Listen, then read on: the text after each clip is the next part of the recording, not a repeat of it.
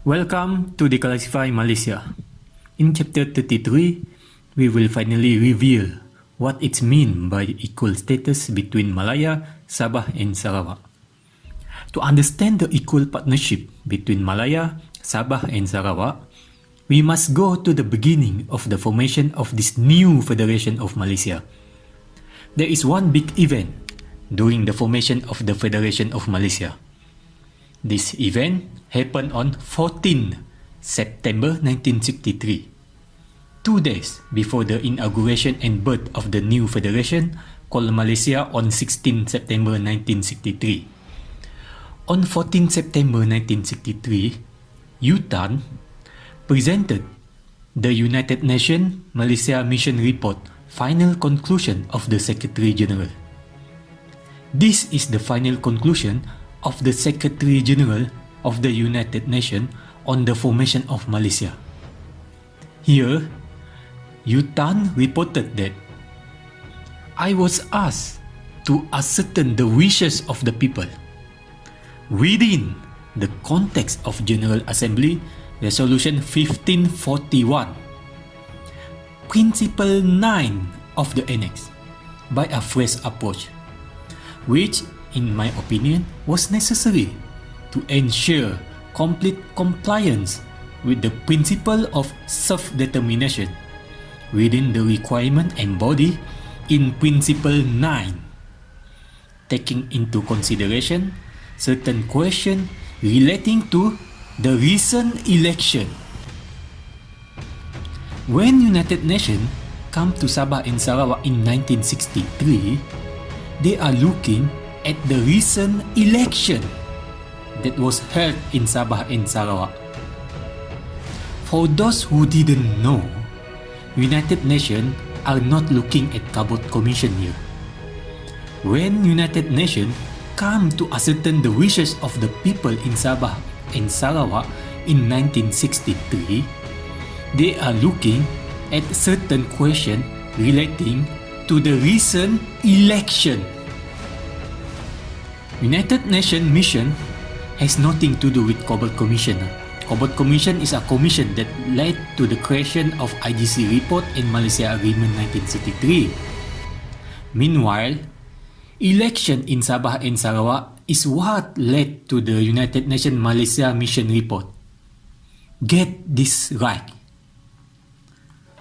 Why did United Nations take into account the recent election?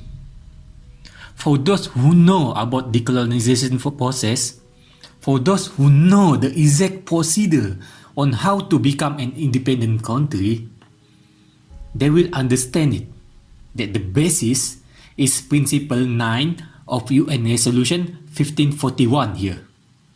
When United Nations come to Sabah and Sarawak, they bring with them the principle of self-determination within the context of General Assembly Resolution 1541, Principle 9 of the Annex. So, Principle 9 is integration.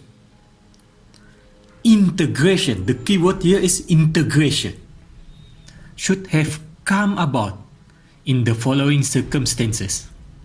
A. The integrating territory should have attained an advanced stage of self-government with free political institution so that its people would have the capacity to make a responsible choice through informed and democratic processes. B. The integration should be the result of the freely expressed wishes of the territory's people, acting with full knowledge of the change in their status. Their wishes having been expressed through informed and democratic processes, impartially conducted and based on universal adult suffrage. The United Nations could, when it deemed necessary, supervise this process. Before the formation of Malaysia, Sabah and Sarawak already achieved a certain degree of self-government. As we can see here, on 16 September 1963, Malaya, Sabah and Sarawak are coming together to form the new Federation of Malaysia, through integration, which is based on Principle 9 to achieve a full measure of self-government. This is decolonization process. Decolonization is a process. Before a colony becomes independent, the colony must undergo a certain decolonization process. Each process will achieve a certain stage of decolonization. In case of Sabah and Sarawak, we already know that Sabah and Sarawak undergo decolonization process under the British. They already undergo decolonization process under the British and achieve a certain degree, only a certain degree of self-government before the formation of Malaysia. When Sabah and Sarawak formed the Federation of Malaysia together with Malaya, we achieve another stage through decolonization process, which is a full measure of self-government. Now, what is this integration is all about? As specified in Principle 9 of UN Resolution 1541. To understand how Sabah and Sarawak achieve a full measure of self-government through integration, we take a look at Principle 6 of UN Resolution 1541. Principle 6 expresses that a non-self-governing territory, which is Sabah and Sarawak, can be said to have reached a full measure of self-government by integration with an independent state, which is Federation of Malaya. Here, Sabah and Sarawak achieve a full measure of self-government through integration with Federation of Malaya. Keep in mind, this is just another stage of decolonization process. We still yet to complete the decolonization process. This is not the final stage of decolonization process when we form Malaysia. A lot of people have this perception that once Malaysia was formed, Sabah and Sarawak has become independent. This is not correct. Malaysia is not the final stage of the decolonization of the Borneo state of Sabah and Sarawak. Malaysia is only another stage before the final stage of decolonization process. What happened when Malaysia was formed on 16 September 1963 is that this new federation called Malaysia has become a sovereign and independent state. Malaysia is a sovereign and independent state. Within this sovereign and independent state of Malaysia, we have Malaya as an independent state. Meanwhile, Sabah and Sarawak is not an independent state. Sabah and Sarawak is a full self-government state within Malaysia. When Malaysia was formed on 16 September 1963, Sabah and Sarawak not achieve independence. When Malaysia was formed on 16 September 1963, Malaysia is the one that become a new sovereign and independent state, Malaysia. So far, we have achieved self-government under the British, and then full measure of self-government when we integrate with Malaya to form a new Federation of Malaysia. This kind of framework on how the Federation of Malaysia was formed actually set a new precedent in the decolonization process. Instead of proceeding with the decolonization process of Sabah and Sarawak with colony status under the British make a grand design called the Federation of Malaysia, where the decolonization process of Sabah and Sarawak can proceed with self-government status within a sovereign and independent state of Malaysia. This new precedent has been disclosed in the classified document on the formation of Malaysia in April 1962. The idea to create a new precedent on the mechanism of decolonization has been proposed by Sir William Good, former British governor of Sabah. He said, "The constitutional problem must be a matter for the best brains that we can find in London. The sooner they get at it, the better, for we have no time to lose before we shall have to take big decisions. Any constitutional lawyer will probably say that it is not legally possible to solve the problem with this constitutional problem of Malaysia when British want to form Malaysia. Personally, I would not accept this answer. This is what Good said. The problem is somehow to achieve what the constitutional lawyer believe is legally impossible. And I cannot believe that with all our experience of peculiar constitutional arrangements, which at any given time would have been ruled out as legally impossible, it is beyond us to devise a solution. If necessary, we must make new constitutional precedents.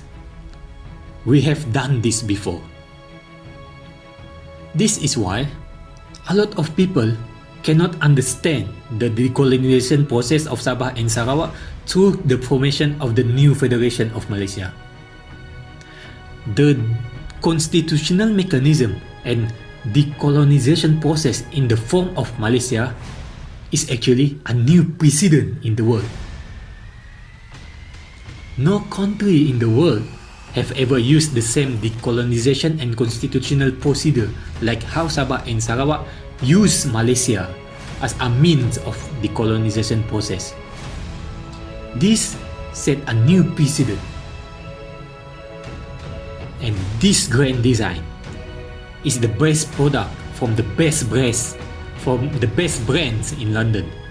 That's why today only the best brands will understand what these people are doing in 1960. To understand Sabah and Sarawak's status compared to Malaya, we must understand what is this integration under UN Resolution 1541. Under Principle 8 of UN Resolution 1541, integration with an independent state should be on the basis of complete equality between the peoples of Israel's non-self-governing territory and those of the independent country with which it is integrated.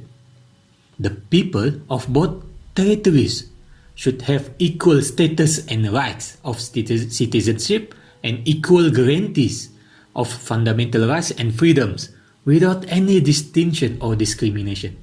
Both should have equal rights and opportunities for representation and effective participation at all levels in the executive, legislative and judicial organs of government.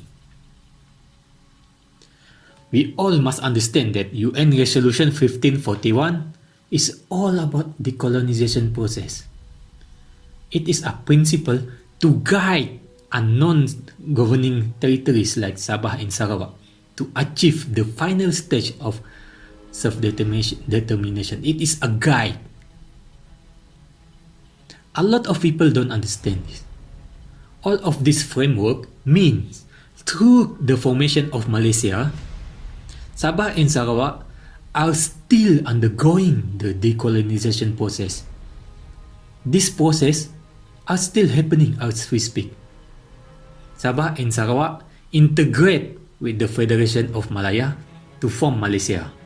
This Malaysia is a guide to help the achievement of the final stage of decolonization process of Sabah and Sarawak.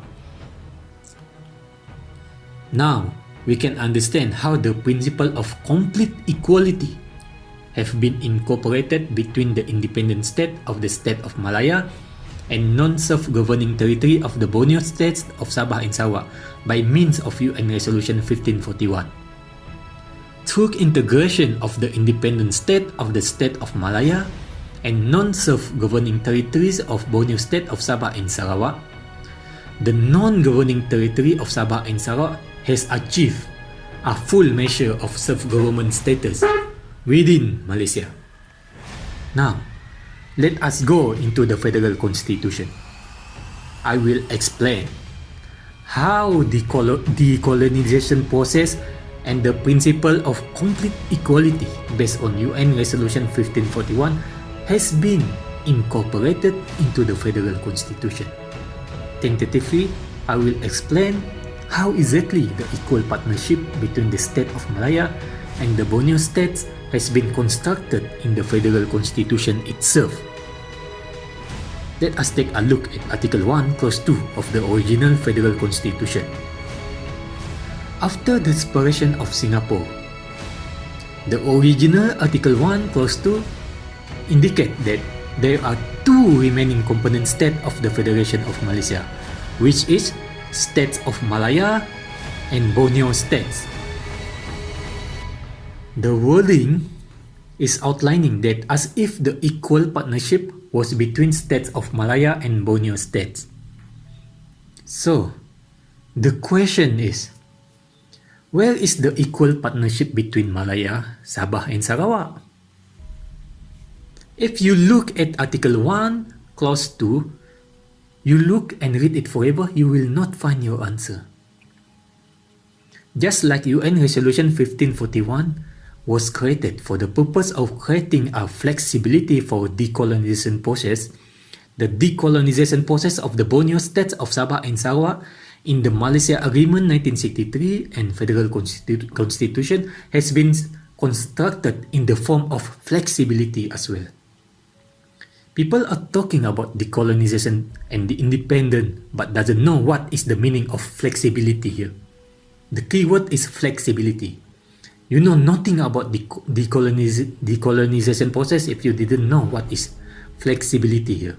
UN Resolution 1541 was created due to the rigidity of UN Resolution 1514. Under the new UN Resolution 1541, the flexibility of the decolonization process was emphasized to cater for the needs of different kind and form of non-self-governing territories in the world. This flexibility has accelerated the decolonization process of various countries in the world. The same principle, the flexibility of UN Resolution 1541, was also used for Sabah and Sarawak for the colonization process. This process is through integration of Sabah and Sarawak with an independent state of Malaya. The same flexibility was also given in Article 1, Clause 2 of Federal Constitution. The thing is, we must read Article 1, Clause 2 with other article of the Federal Constitution. We must read Article 1, Clause 2 together with Article 161E, 161E, Clause 1. Only by reading Article 1, Clause 2 together with Article 161E, Clause 1, we will understand the flexibility of decolonization process being embedded into the Federal Constitution for Sabah and Sarawak. Only by reading Article 1, Clause 2 together with Article 161E, Clause 1, we will understand the equal partnership between Malaya, Sabah and Sarawak. Article 161E was inserted into the Federal Constitution for Sabah and Sarawak. For Sabah and Sarawak only. It was inserted based on Section 66, Clause 1 of Malaysia Agreement 1963. Article 161E, Clause 1 expressed that as from the passing of the Malaysia Act, no amendment to the Constitution made in connection with the admission to the Federation of the State of Sabah or Sarawak shall be accepted from Clause 3 of Article 159 by Paragraph BB of Clause 4 of that article. Nor shall any modification made as to the application of the Constitution of the State of Sabah or Sarawak be so accepted unless the modification is such as to equate or assimilate the position of that state under the Constitution to the position of the states of Malaya. In previous chapters, in chapter 32, previously, I have explained that Article 1, Clause 2 cannot be amended based on Article 159 Clause 4BB. However, there is only one exception. There is only one way to amend Article 1 Clause 2 of Federal Constitution, which is by means of Article 161E Clause 1. Based on Article 161E Clause 1, the amendment of Article 1 Clause 2 can only be done for the Borneo State of Sabah and Sarawak. That is first. Under Article 161E Clause 1, Article 1 Clause 2 can be amended and modified for one purpose, which is to equate or assimilate the position of that state under the Constitution to the position of the states of Malaya. That state here means either Sabah or Sarawak. This means Sabah and Sarawak can achieve the equal partnership, which is to equate their position with Malaya through amendment of Article 1 Clause 2 based on the activation of Article 161E Clause 1. The reading of Article 1 Clause 2 and Article 161E Clause 1 show the flexibility of the achievement of the final stage of decolonization process of Sabah and Sarawak. Meaning to say, the equal partnership between Sabah, Sarawak and Malaya can only be achieved through constitutional process under Article 161E. The flexibility of decolonization process here is that it is up to Sabah and Sarawak on how to pursue Article 161E Clause 1. It is up to Sabah and Sarawak to decide how we want to be equate to the similar position of Malaya. The British purposely grouped Sabah and Sarawak together as Borneo states in Article 1 Clause 2 is actually a legacy of Borneo Federation. That the British think is one of the best options for decolonization process of Sabah and Sarawak in 1960. Due to the savage of times in 1960, the British opt out for the formation of Malaysia as a means for the colonization process of Sabah and Sarawak instead of Borneo Federation. However, the British still take the formation of Borneo Federation seriously. What happened in 1963 is that the formation of the Federation of Malaysia take precedence over Borneo Federation. After the completion of the Federation of Malaysia, which take precedence in 1963, now the legacy for the formation of Borneo Borneo Federation was given in the Federal Constitution in Article 1 Clause 2 for Sabah and Sarawak to pursue. The British left this legacy, Borneo Federation, and embedded it into Article 1 Clause 2. Just like UN Resolution 1541, here, the British doesn't impose this Borneo state to Sabah and Sarawak. The British left the flexibility of decolonization at the hand of the Borneo state of Sabah and Sarawak themselves. Sabah and Sarawak can choose either they want to pursue Article 151E Clause 1 and remain together as Borneo states to be equate to the position of the states of Malaya, or Sabah and Sarawak, each of them want to pursue Article 151E separately, and each state be equate to the position of the state of Malaya for the final stage of decolonization process. Here, the British already construct a flexible decolonization process for Sabah and Sarawak within Article 161E, Clause 1 of Federal Constitution. Now, it is up to Sabah and Sarawak to decide how to achieve this equal partnership with the states of Malaya. The British give Sabah and Sarawak an opportunity to decide for themselves in Article 161E Clause 1. It is up to Sabah and Sarawak to decide how the equal partnership will be with the states of Malaya. Here, the British did not make a decision for Sabah and Sarawak. Sabah and Sarawak is the one that need to make a decision based on Article 151E Clause 1. How we are going to complete the decolonization process is up to Sabah and Sarawak themselves. Indeed, Malaysia itself is a form of decolonization process. This Malaysia is a new precedent of decolonization process created by the British in 1963, awaiting to be completed through Article 151E Clause 1. Thank you for watching.